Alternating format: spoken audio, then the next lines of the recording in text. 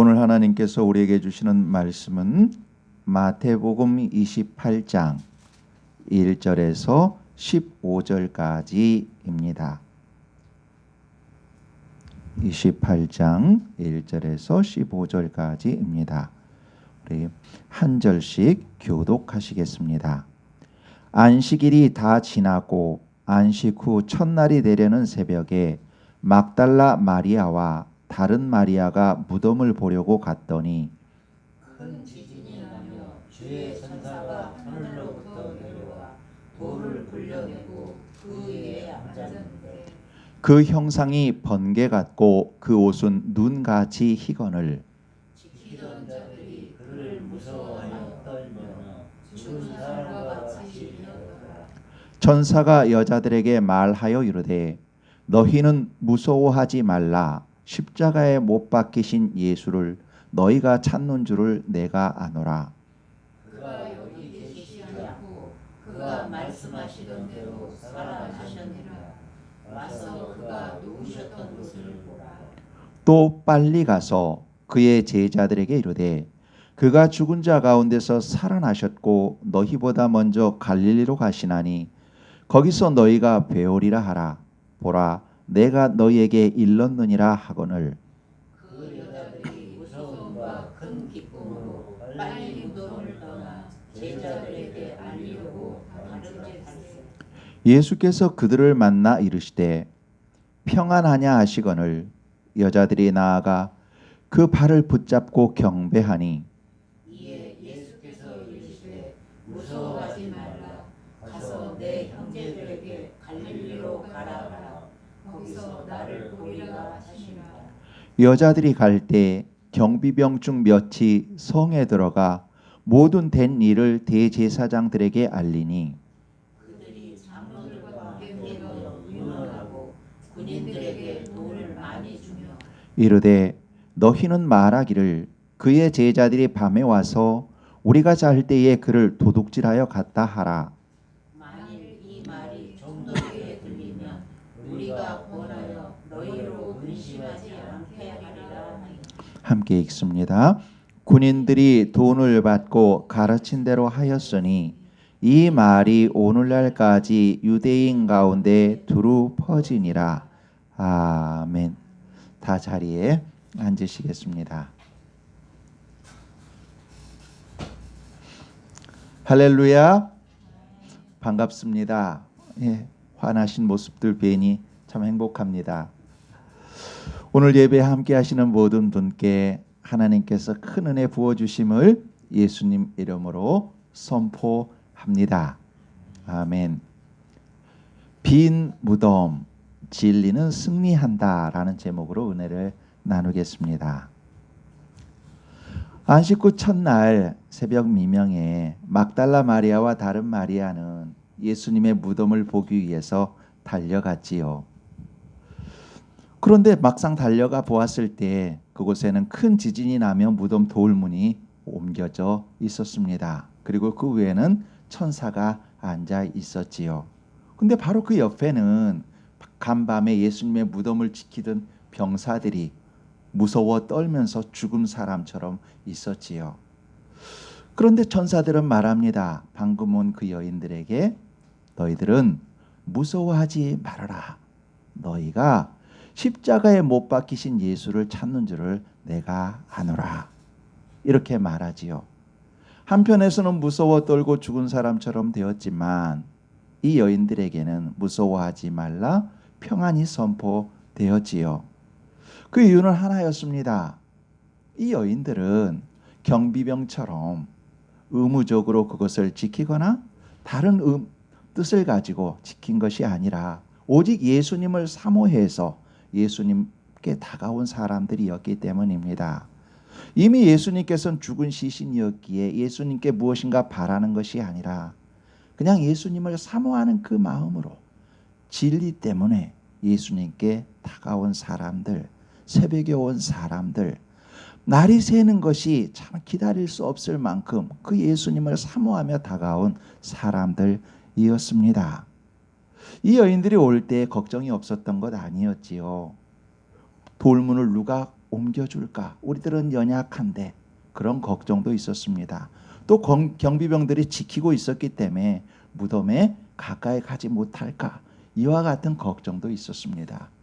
그러나 그곳에 도착했을 때 이미 하나님께서는 그들을 위해서 돌문을 굴려 놓으셨고 천사를 통해 그들에게 하나님의 예비하심을 보여 주었습니다.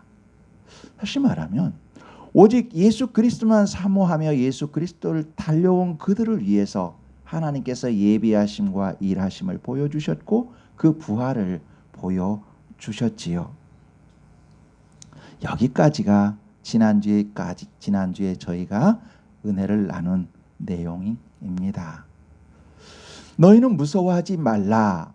십자가에 못 박히신 예수를 너희가 찾는 줄을 내가 아노라. 이렇게 말한 천사들은 그 여인들에게 다시 말합니다. 7절입니다.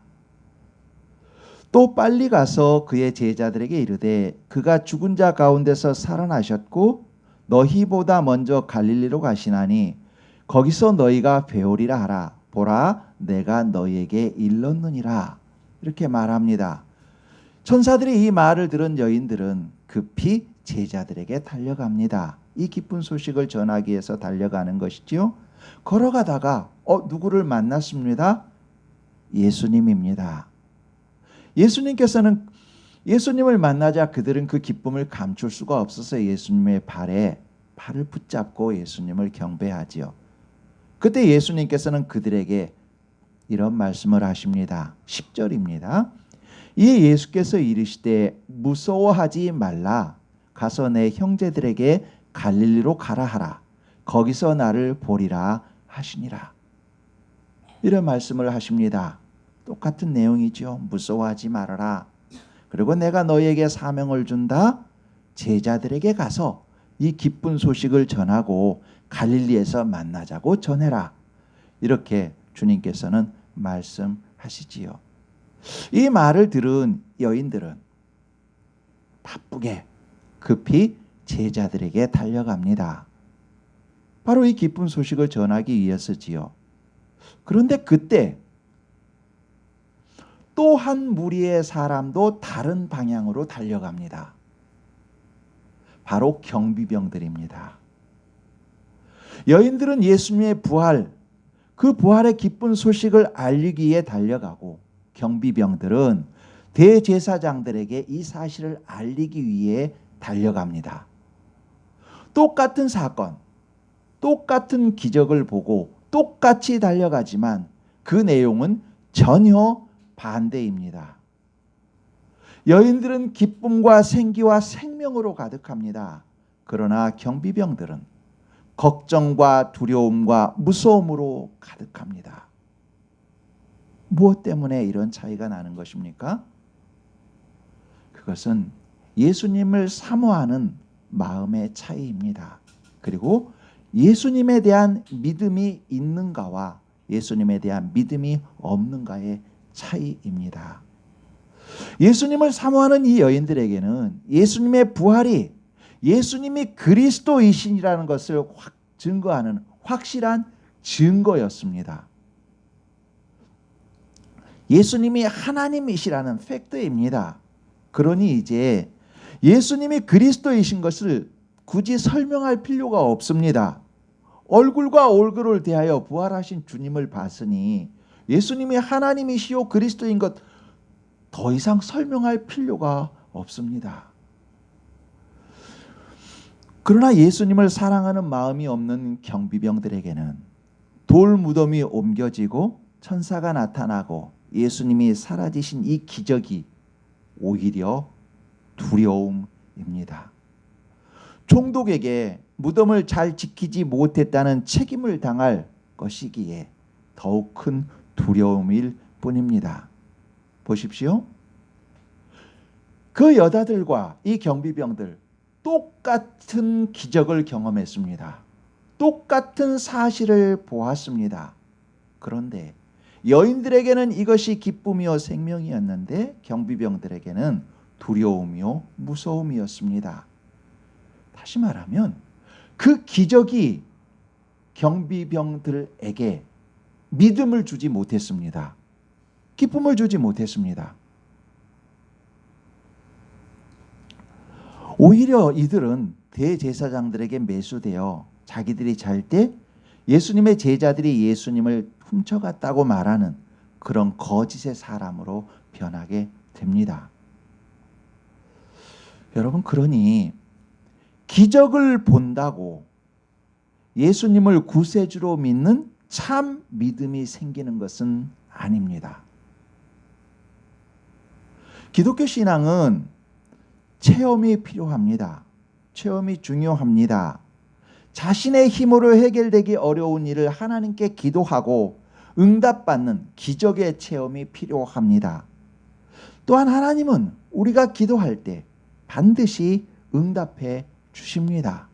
우리가 기도할 때 그래, 알았어, 그 응답 지금 들어줄게, 아니면 언제 들어줄게 라는 응답을 해 주시든지, 아니면 그래, 네 말이 맞는데, 너의 기도가 좋은데 아직은 때가 아니다, 아직은 내가 너에게 그것을 맡길 때가 아니야, 조금 더 기다려. 너가 검정띠를 원하지만 너는 지금 청색띠의 실력이야, 그러니 조금 더 기다려. 이렇게 응답해 주십니다. 혹은 그것도 아니면 그래, 너가 기도를 하는데 너가 기도하는 내용을 잘 모르고 있는 것 같다. 마치 예수님의 제자들이 주님, 우리는 주님의 나라가 임할 때 우리를 주님의 우편에 좌편에 앉게 해주세요 라고 기도하는 것처럼 너희가 구하는 그 기도를 너희가 모르고 있는 것 같으니 너가 하는 그 기도에 대해서 한 번 더 생각해 보렴. 그 기도가 정말 옳은 기도인지 한 번 더 생각해 보고 기도해 보렴. 그리고 나서 그 기도가 잘못된 것이라면 그 기도의 제목을 바꿔라. 내가 성령 하나님이 너희가 마땅히 빌 바를 알지 못하지만 내가 함께 기도해 줄게. 너희의 기도의 제목을 바꿔라. 이와 같이 하나님은 반드시 응답해 주십니다. 정리해 볼까요? 그래, 알았어, 예수로 응답해 주시든지, 좀만 기다려, wait, 기다려라고 응답하시든지, 세 번째, 그 기도의 제목이 잘못되었으니 너가 기도의 제목을 바꾸어라 라고 응답해 주십니다. 우리가 기도할 때는 하나님은 반드시 응답해 주십니다. 여러분, 성도가 하나님께 기도함 없이, 또한 하나님께 기도하고 응답함 받음 없이 신앙생활을 하면 참으로 위험합니다. 성도는 기도하고 응답을 받았을 때 깊은 곳에 그물을 내릴 수 있습니다. 여러분, 기도하십시오. 그리고 응답 받으십시오. 그 셋 중에 하나로 반드시 하나님께서는 응답해 주십니다. 그 응답을 받는 과정 속에서 신앙이 깊어집니다.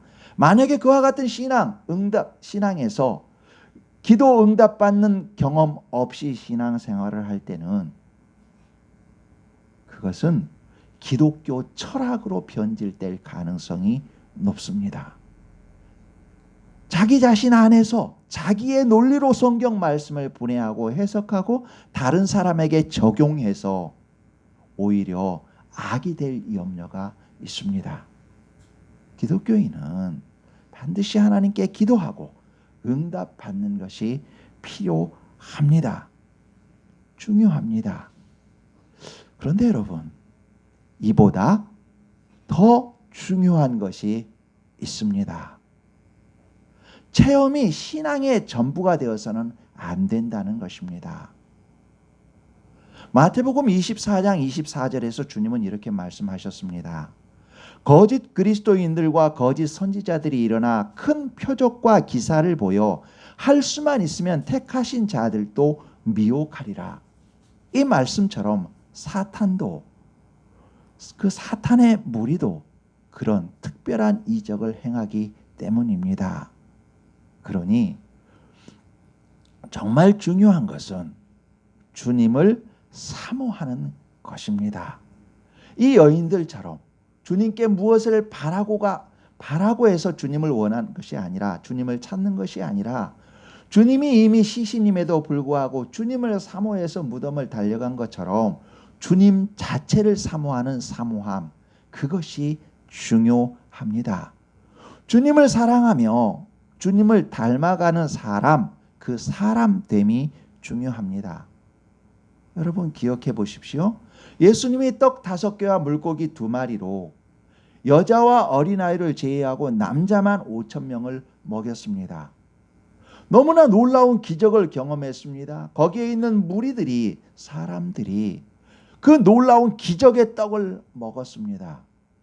그런데 그 기적을 경험했으면서도 누가, 남자들만 5,000명이었는데 누가 예수님을 구세주로 고백했습니까? 거의 없습니다.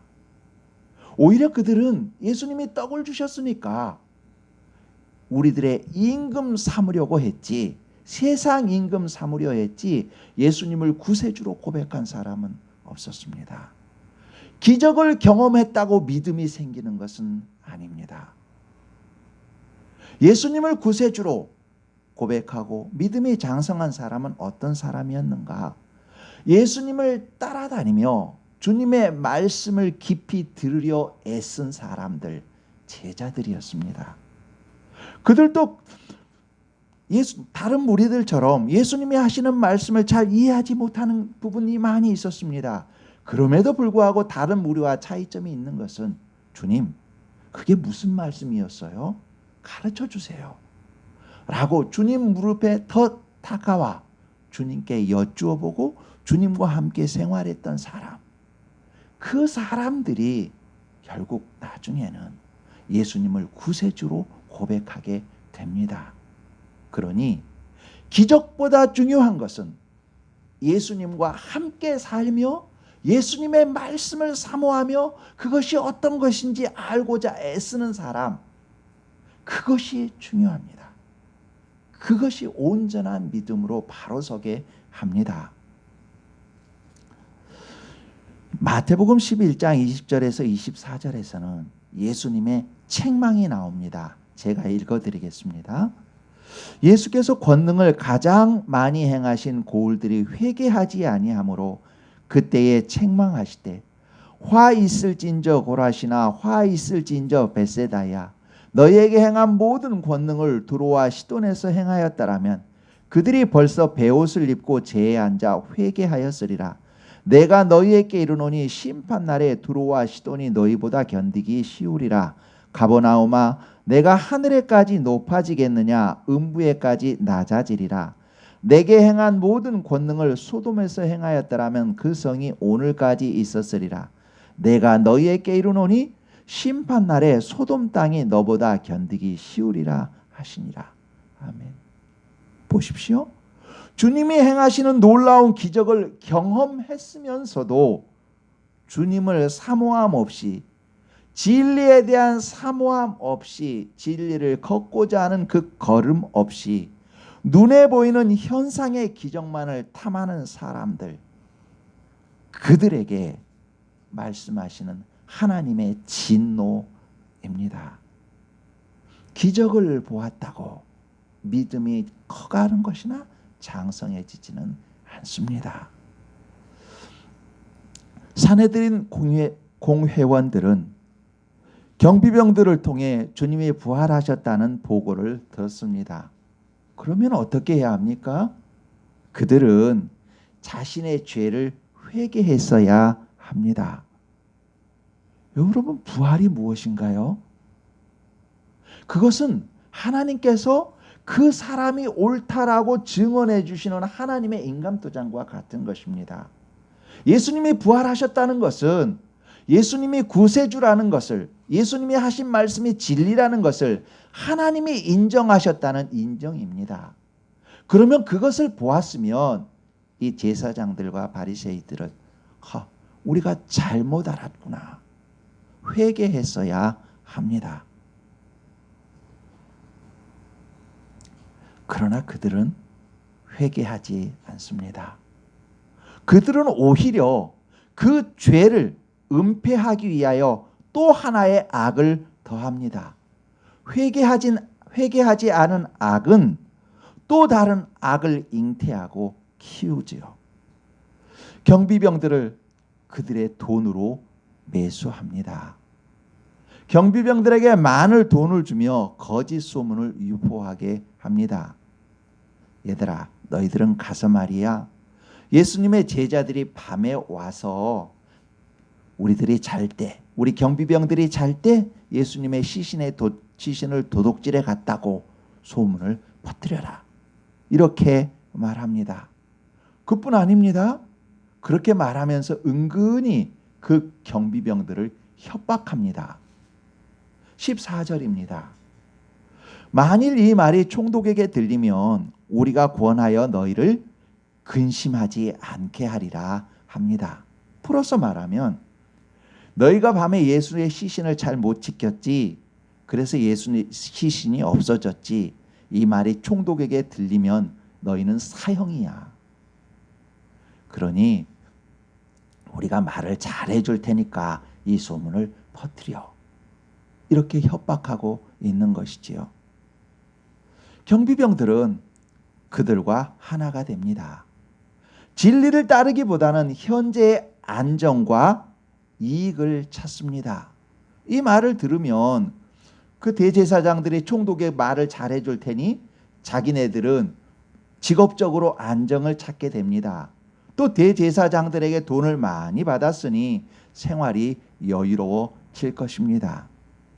어쩌면 이들은 대제사장들에게 많이 받은 그 돈을 가지고 집에 가서 아내와 아들들에게 좋은 것을 선물했을지도 모릅니다. 그러나 그 영혼들은 더욱 캄캄한 무덤으로 떨어졌을 것입니다. 물질에 대해서 풍족해졌을지는 모르지만 불의와 타협한 돈입니다. 그 어두운 마음이 가정에서 맑고 밝게 진실함으로 사랑할리 만무합니다. 거기에서도 또 다른 악, 내가 이것을 어떻게 했는데, 내가 이것을 어떻게 벌어왔는데, 그러면서 아내와 자녀들에게 또 다른 악을 행했을 것입니다. 악으로 시작한 돈이니 악으로 열매 맺어갈 수밖에 없지요. 여러분, 이들이 말한 대로 정말 제자들이 예수님의 시신을 도둑질해 갔을까요? 말도 안 되는 얘기지요. 생각해 보십시오. 예수님이 겟세마네 동산에서 붙잡혀 갔을 때 제자들 어떻게 했습니까? 나 몰라라 다 주랭랑 도망친 사람들이 제자들입니다. 그런데 예수님이 돌아가신 지 3일만, 그 3일째, 3일이라는 기간 동안 다시 우리 용기 백배해서 예수님을 감춰놓은 시신을 경비병들하고 싸워서 훔쳐간다? 말이 되질 않지요. 그럴 수가 없지요. 만약에 그런 힘이 있었고 무력이 있었다면 예수님이 겟세마네 동산에서 잡혀가실 때 이미 싸웠겠지요. 말도 안 되는 이야기를 그들은 하고 있었지요. 또한 만일 경비병이 근무 중에 경비병들이 잠을 자면 그리고 뭔가 임무를 소홀히 하게 놓치게 되면 사도행전 12장 19절에서 나오는 것처럼 그 경비병들은 사형입니다. 베드로를 지키고 있었던 그 파수병들이 베드로를 놓치고 나서 총독이 어떻게 했는가? 그들을 불러서 사형시켰습니다. 파수 중에 졸면 사형입니다. 그러니 경비병들, 무덤을 지키고 있던 경비병들은 분명히 여러 명이 있었을 터이니 그 중에서 자더라도 보초병을 세우고 잤을 것입니다. 긴장하고 있었을 겁니다. 또한 생각해 보셔요. 이 무덤을 막고 있는 그 돌이 자그마한 돌이 아니지 않습니까? 큰 장정들이 옮겨야 되는 큰 돌인데 그 돌을 움직일 때 소리가 나지 않았겠습니까? 분명 소리가 났을 겁니다. 그러면 경비병들, 불침번 서는 경비병들 깨지 않았을 리가 없습니다. 이 모든 정황으로 봤을 때 그들의 말이 거짓말이라는 것은 너무나 명백합니다. 그리고 또 한 가지 생각해 보세요. 뭔가 제자들이 거짓말을 할 땐 그들에게 유익이 있을 때 거짓말하지 않겠습니까? 모든 사람들도 마찬가지잖아요. 자기에게 유익이 있을 때 거짓말한단 말이지요. 제자들이 예수님의 시신을 훔쳐갔다, 그렇게 거짓말했다. 그럼 그들에게 돌아오는 유익이 뭔가요? 오히려 그들에겐 정치적으로 종교적으로 핍박만 받을 뿐입니다. 그네들이 무슨 힘이 있습니까 지금? 아무런 힘도 없기 때문입니다. 그러니까 제자들이 예수님의 시신을 훔쳐가야 될 이유가 하나도 없는 것이지요. 그럼에도 불구하고 그들은 그와 같은 거짓을 유포합니다. 이처럼 대제사장들과 경비병들이 자신의 죄에 대하여 회개하지 않고 이전의 죄를 은폐하기 위해 거짓 소문을 퍼뜨리는 그 죄를 또 추가해서 더했지요. 여러분 그들이 이 죄를 회개하지 않은 것은 왜일까요? 대제사장 같은 경우에는 물론 경비병들이야 자기의 지금 있는 아까 총독과 물질이라는 그 문제였겠지만 대제사장들은 아마 마찬가지로 두 가지 이유였을 겁니다. 첫 번째는 자존심 때문이었을 거예요. 적어도 자신이 사회 지도층인데 대제사장인데 잘못 알았었다는 그런 것, 그 자존심 때문에 회개하지 않았을 겁니다. 그리고 또 이것보다 더 큰 이유는 자신들의 이익 때문이었을 겁니다. 생각해 보셔요. 자신들이 못 박은 자가 알고 보니 진짜 하나님의 아들이었다면, 그것이 드러나게 된다면 자신들은 그 자리, 대제사장의 자리에서 물러나야 합니다. 물러나길 뿐인가요? 오히려 자신들이 십자가에 못 박혀야 되지요. 그러니 그들은 미래의 지옥에 떨어질 망정 당장은 그 자리를 지켜야만 했습니다. 지금의 기득권을 지키기 위해 그들은 예수님의 부활을 부정할 수밖에 없었습니다. 그러면 그들에게 남아있는 것은 무엇인가요? 불지옥의 형벌밖에 없습니다. 여러분, 우리는 기억해야 합니다. 혹시 우리가 잘못했을 때 기억해야 합니다. 바늘도둑이 소도둑 된다고 만약에 작은 것을 회개하지 않으면 그 작은 것을 덮기 위해 더 큰 죄를 만들어내는 것이 죄의 속성이요 인간의 본성입니다. 그러니 우리들은 자그마한 먼지가 묻었을 때 바로바로 털어버려야 합니다. 처음에 옷에 무엇인가 묻었을 때 털어버리지 않고 그냥 놔두면 한두 서너 개가 쌓입니다.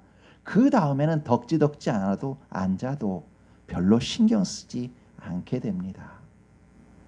작은 것이 묻었을 때 털어버리는 것, 그것이 중요합니다.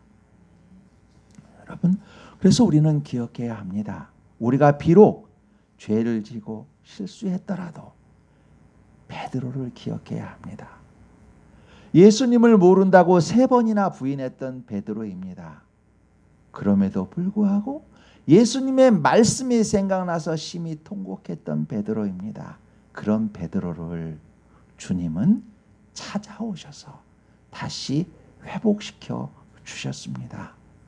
주님은 우리를 벌하시기보다 우리가 회개하고 돌아오기를 기다리시는 분입니다. 여러분, 그러니 우리가 늘 베드로의 모습을 기억하며 회개의 자리로 나가시기를 예수님 이름으로 축원합니다. 하나님은 우리에게 은혜를 베푸시기 위해 기다리십니다. 우리에게 더 선한 것으로 주시기 위해 우리를 회개로 주님을 사모하며 기도로 하나님께 나아오기를 기다리고 계시지요. 여러분과 저와 여러분, 우리 모두 혹시 대제사장의 모습과 그 경비병들의 모습은 없었을까요? 우리의 자존심 때문에, 우리의 당장 이익 때문에 진리보다는, 회개보다는 불의와 타협하고 혹은 변명한 그런 경우는 없었을까요? 우리 자녀들에게 혹은 부부간에 혹은 형제자매, 자기보다 조금 연약하다고 생각하는 사람에게 분명히 자신이 잘못했음에도 불구하고 자기의 자존심 때문에 회개하지 않고 또 다른 어떤 것을 계획한 적은 없었을까요? 만약에 그렇다면 우리 모두 다시 방향을 돌이켜서 빛의 발걸음을 걸으시기를 예수님 이름으로 다시 한번 축원합니다. 15절을 보시겠습니다. 15절입니다. 군인들이 돈을 받고 가르친 대로 하였으니 이 말이 오늘날까지 유대인 가운데 두루 퍼지니라. 경비병들이 만들어낸 소문이 유대인 가운데 두루 퍼졌습니다. 그 파급력은 실로 대단했습니다. 여러분, 사람들은 확증 편향이 있습니다. 다시 말하면 자신의 가치관이나 신념, 판단과 부합하는 정보에는 주목하게 됩니다. 그렇지만 그 외의 정보에는 무시하려고 하는 그런 사고방식이 있습니다. 이것을 확증 편향이라고 하지요. 당시에도 대부분의 사람들은 확증 편향이 있었고 예수님의 부활을 믿지 않으려 했습니다. 왜냐하면 자신의 이성으로서는 그 부활이 이해가 불가능했기 때문입니다. 그래서 자기들이 이해할 수 있는 수준에서 예수님의 시신을 제자들이 훔쳐갔다라는 그 말을 그냥 믿어버리기로 합니다. 또 어떤 사람은 또 다른 소문을 만들어 냅니다. 예수님이 부활했음에도 불구하고 헛소문을 만들어내는 것이지요. 어떻게? 예수님이 십자가에서 잠시 기절해 계셔서 그랬다가 무덤에 들어갔는데 거기서 깨어났어. 그래서 사라진 거야. 이와 같이 예수님의 부활한 그것을 자기네들이 이해하기 쉬운 것으로 바꾸어서 생각하게 되었습니다. 그러니까 부활을 믿은 것이 아니라 자기네들의 논리를 믿었습니다. 그래서 그들은 예수님의 부활, 예수님의 빈 무덤을 부정했지요. 그 소문은 며칠 간 것이 아닙니다. 몇 달 간 것이 아닙니다. 몇 날, 몇 년 가고 그친 것이 아니었습니다. 마태복음이 기록될 때까지 계속해서 전해지고 있었습니다. 15절 하반절에 이 말이 오늘날까지 유대인 가운데 두루 퍼지니라 기록하고 있지요. 오늘날까지라고 기록하고 있습니다. 여러분, 복음서들과 신약 성경들은 쉬운 예로 복음서만 먼저 얘기해 보겠습니다. 복음서에 예수님의 말씀이 기록되어 있지요. 혹시 오해하는 분들이 있습니다. 이거 예수님 말씀이야. 그러니 제자들이 옆에 있다가 녹음기 들고 녹음했다가 바로 옆에서 마치 글을 써서 기록한 것처럼 오해할 수 있습니다. 그런데 그런 것이 아니지요.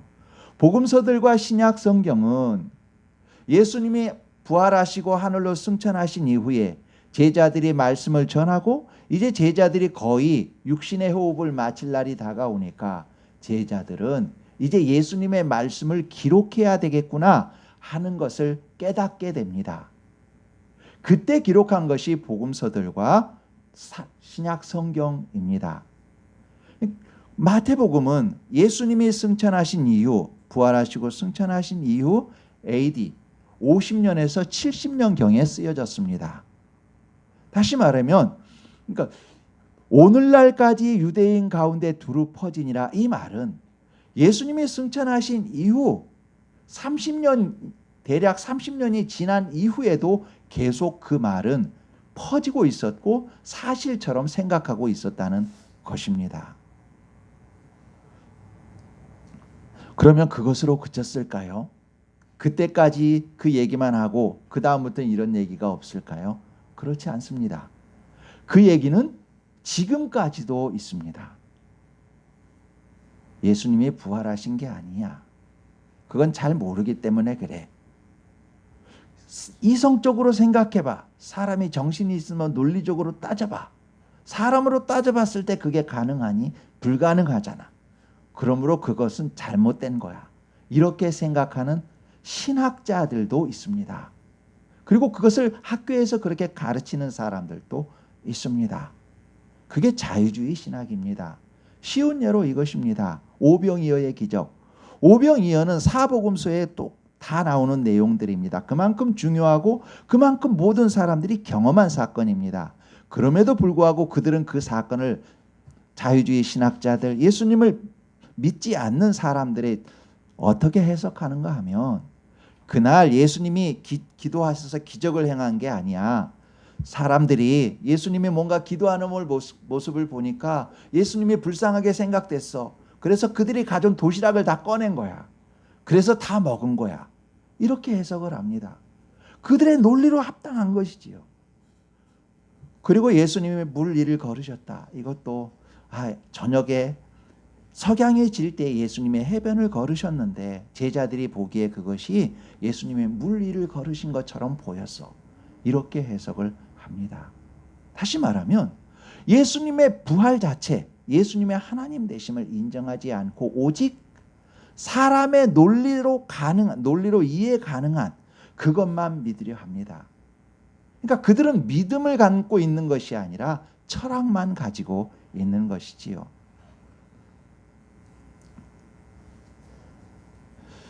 여러분, 이 모든 것들이 사탄의 계략임을 우리는 예민하게 알아야 합니다.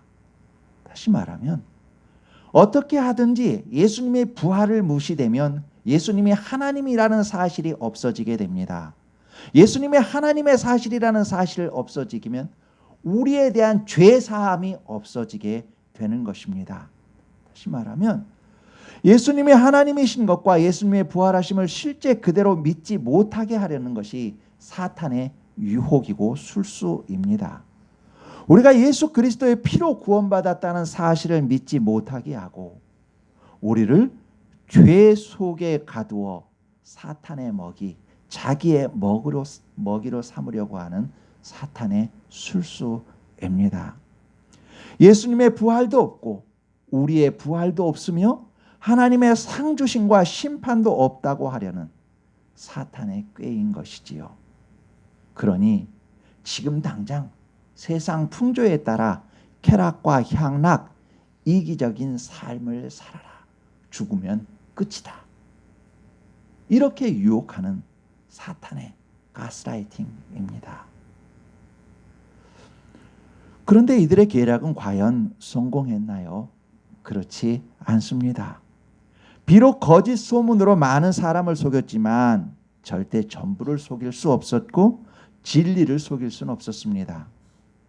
하나님의 일하심을 누구도 막을 수 없는 것이지요. 부활하신 주님을 만난 제자들 그리고 성령님이 함께 일하심을 통해 여러분이 아시는 것처럼 사도행전에서 예수님을 믿는 사람들, 부활을 믿는 사람들은 널리 확장되어 갔습니다. 구름이 태양을 가린다고 태양이 없어지는 것이 아닙니다. 시간 속에서 반드시 드러납니다. 어둠은 절대로 빛을 가두어 둘 수 없습니다.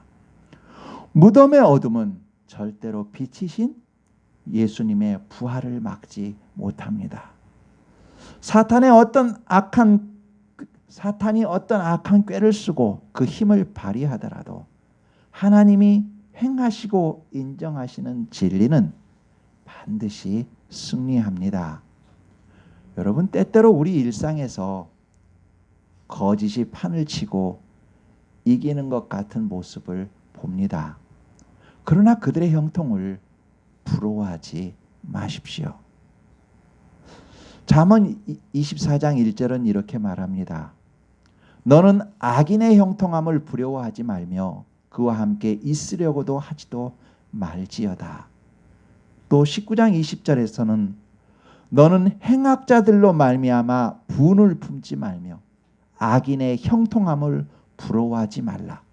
대저 행악자는 장래가 없겠고 악인의 등불은 꺼지리라 말합니다. 또 시편 1편 5절과 6절에서는 이렇게 말합니다. 그러므로 악인들은 심판을 견디지 못하며 죄인들이 의인들의 모임에 들지 못하리로다. 무릇 의인들의 길은 여호와께서 인정하시나 악인들의 길은 망하리로다 말합니다. 여러분, 어떤 악도 모두가 다 드러나게끔 되어 있습니다. 악은 절대로 감추어주지 않습니다. 오늘 본문에서 대제사장들과 경비병들은 그들은 한 통 속이 되어서 모의했습니다. 거짓 소문을 퍼뜨렸습니다. 그들끼리 작당했으니 이 소문은 밖으로 안 새어나갈 것 같습니다. 그런데 성경은 분명하게 세상 모든 사람들에게 그것이 거짓이었다고 드러내주고 있습니다. 이것이 지어진 이야기일까요? 이 드러냄이? 그렇지가 않습니다. 이것이 드러날 수 있는 배경이 있습니다. 여러분, 당시 모의했던 사람들이 대제사장들과 장로들이었지 않습니까? 그 중에 누가 있습니까? 니고데모도 있습니다. 그리고 예수님의 무덤에 장사했던 아리마대 사람 요셉도 있습니다. 그들도 공회의 회원이었습니다. 그들 가운데 이미 말이 다 알게끔 되어 있던 것입니다. 다시 말하면 그들끼리 비밀이 한 것 같았지만 하나님은 누군가를 통해서 그것이 세상 밖으로 드러날 수 있도록 모든 것을 예비하고 계십니다. 어떠한 거짓말도 아무리 완벽하게 꾸밀 것 같지만 하나님 앞에서는 결코 숨길 수 없고 세상에 드러나게 됩니다. 여러분, 한 개인이 이와 같이 이런 것과 같이 또한 한 개인이 누군가에 대하여 험담을 했거나 업신여긴 것, 그 또한 드러나게 됩니다. 타인에 대한 비판과 업신여김도 결국에는 하나님 앞에서 그 입술로 직접 말하게 됩니다. 여러분 한번 찾아보실까요? 로마서 14장입니다. 14장 10절에서 12절입니다. 신약성경 258페이지에 있습니다. 로마서 14장 10절에서 12절입니다.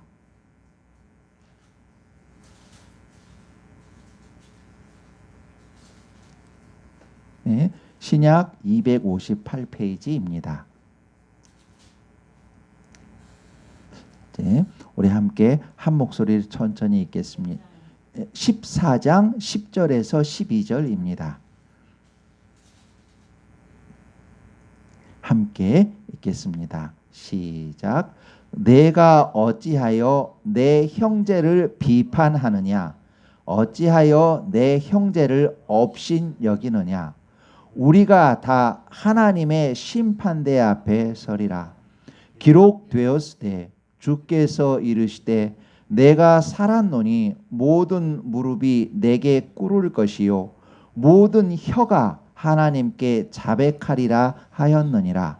이러므로 우리 각 사람이 자기 일을 하나님께 직고하리라. 아멘. 여러분 손가락으로 한번 가르쳐 보세요. 10절에 내 형제를 비판하느냐? 어찌하여 내 형제를 업신여기느냐? 가르쳐 보시고 12절 맨 끝에 직고하리라. 한번 손가락으로 가르쳐 보셔요. 그러면 뜻이 선명하게 드러납니다. 너가 형제를 비판했느냐? 형제를 업신여겼느냐? 그러면 너가 하나님 앞에서 너가 행한 그 일을 직접 고백하게 될 것이다. 자백하게 될 것이다. 말하고 있습니다. 다시 말하면 누군가를 위해 누군가에게 그랬던 일을 했다면 그 일을 아무도 모를 것 같지만 하나님 앞에서 스스로 말하게 된다는 것입니다. 그것뿐인가요? 우리 한번 베드로전서 4장도 한번 찾아보시겠습니다. 베드로전서 4장 258페이지 있습니다. 258페이지가 아니지요? 죄송합니다. 베드로전서 4장입니다. 베드로전서 4장 3절에서 5절 381페이지입니다. 381페이지입니다. 다 찾으셨나요? 예. 예, 3절에서 5절입니다. 방금 로마서에서는 다른 사람에 대한 비판과 업신여김이었다면 지금 이 베드로전서 4장 3절과 5절에서는 본인 자신에 대한 것입니다. 3절에서 5절입니다. 함께 천천히 읽겠습니다. 시작. 너희가 음란과 정욕과 술 취함과 방탕과 향락과 무법한 우상 숭배를 하여 이방인의 뜻을 따라 행한 것은 지나간 때로 족하도다. 이러므로 너희가 그들과 함께 그런 극한 방탕에 다름질하지 아니하는 것을 그들이 이상히 여겨 비방하나 그들이 산 자와 죽은 자를 심판하기로 예비하신 이에게 사실대로 고하리라. 아멘. 5절을 보면 맨 처음 그들이 손가락으로 짚어보시고 맨 끝에 사실대로 고하리라 짚어보면 그들이 사실대로 고하리라 입니다. 그들은 누구입니까? 3절에 있는 것처럼 음란과 정욕과 술 취함과 방탕과 향락, 무법한 우상 숭배 그렇게 행한 그 사람들입니다. 다시 말하면 자기 자신이 했던 것을 하나님 앞에 그대로 고백하게 되는 것입니다. 자백하게 되는 것입니다. 이처럼 모든 죄는 아까 대제사장과 경비병들이 자기네들끼리 모의한 그것이 그대로 드러난 것처럼 로마서에서 누군가에게 행한 악한 것이 그대로 드러나고 자백한 것처럼 그리고 자기 자신이 행한 모든 것들을 하나님 앞에서 사실대로 고하는 것처럼 모든 죄는 드러나게끔 되어 있습니다. 우리 성경 한 곳 더 읽도록 하겠습니다. 요한복음 5장입니다. 신약성경 150페이지에 있습니다. 신약성경 5장 24절에서 29절입니다.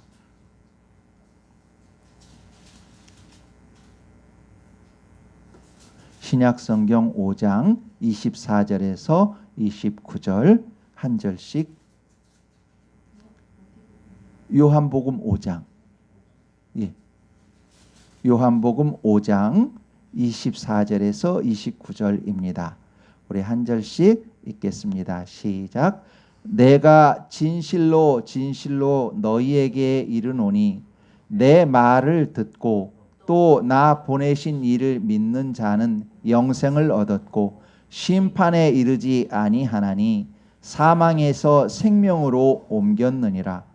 진실로 진실로 너희에게 이르노니 죽은 자들이 하나님의 아들의 음성을 들을 때가 오나니 곧 이때라. 듣는 자는 살아나리라. 아버지께서 자기 속에 생명이 있음같이 아들에게도 생명을 주어 그 속에 있게 하셨고 또 인자됨으로 말미암아 심판하는 권한을 주셨느니라. 이를 놀랍게 여기지 말라. 무덤 속에 있는 자가 다 그의 음성을 들을 때가 오나니 선한 일을 행한 자는 생명의 부활로 악한 일을 행한 자는 심판의 부활로 나오리라.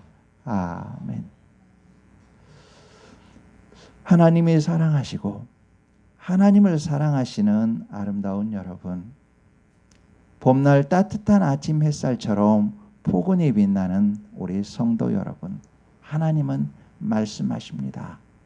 선한 일을 행한 자는 생명의 부활로 악한 일을 행한 자는 심판의 부활로 나오리라 말합니다.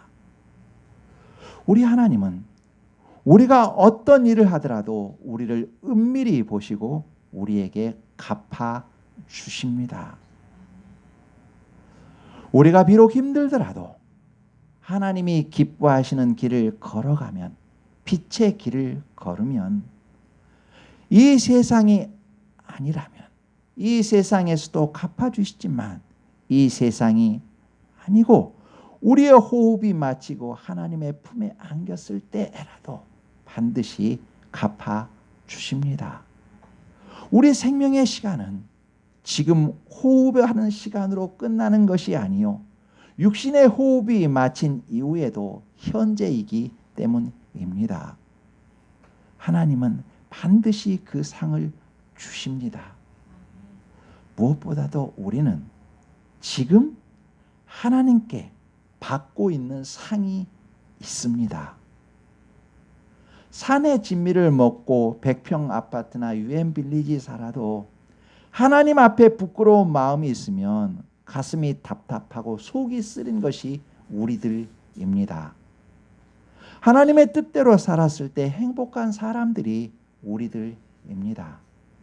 선으로 악을 이길 때 행복한 사람이 우리들입니다. 이것 자체가 하나님께 받는 고귀하고 거룩한 상입니다. 무엇을 풍족히 가져서가 아니라 하나님의 뜻대로 사는 삶, 그것이 하나님께 받는 거룩한 상입니다. 빈 무덤을 통해 하나님이 약속하신 부활을 보여주신 하나님, 진리를 반드시 승리케 하시는 하나님, 하나님이 기뻐하시는 대로 살면 반드시 승리하게 하시는 하나님, 이 하나님이 우리와 함께 하십니다. 이 하나님이 우리의 목자가 되셔서 우리가 부족함이 없게 하십니다. 우리 모두 하나님이 기뻐하시는 진리로, 빛으로 하루하루 살아가십시다. 기도하겠습니다. 하나님 아버지, 세상을 떠난 세상 풍조는 예수 그리스도의 부활을 부정하며 예수님이 하나님 되심, 우리의 구원자가 되심을 부정하며 악하게 모함합니다. 그리하여 예수 그리스도를 믿지 못하게 하여 죄의 사슬에 묶고 어둠을 빛이라 생각하는 감옥에 가두어 죄에서 죽게 만들고자 합니다. 이러한 세상의 풍조 속에서 진리는 반드시 승리하게 하시는 하나님의 자녀로서 진리이신 예수 그리스도를 마음과 몸으로 따르게 하옵소서. 우리 모두 오직 주님을 사모하며 회개할 것은 회개하며 복음을 전하며 하나님이 기뻐하시는 생활을 하는 저희 모두가 되게 하소서. 이 시간에도 병중에 있는 환우들 있습니다. 하나님 아버지의 딸들과 아들들이 있습니다. 하나님 아버지, 이들에게 치료의 은혜를 더하여 주옵소서. 하나님께서 돌보아 주옵소서. 은혜를 베풀어 주옵소서.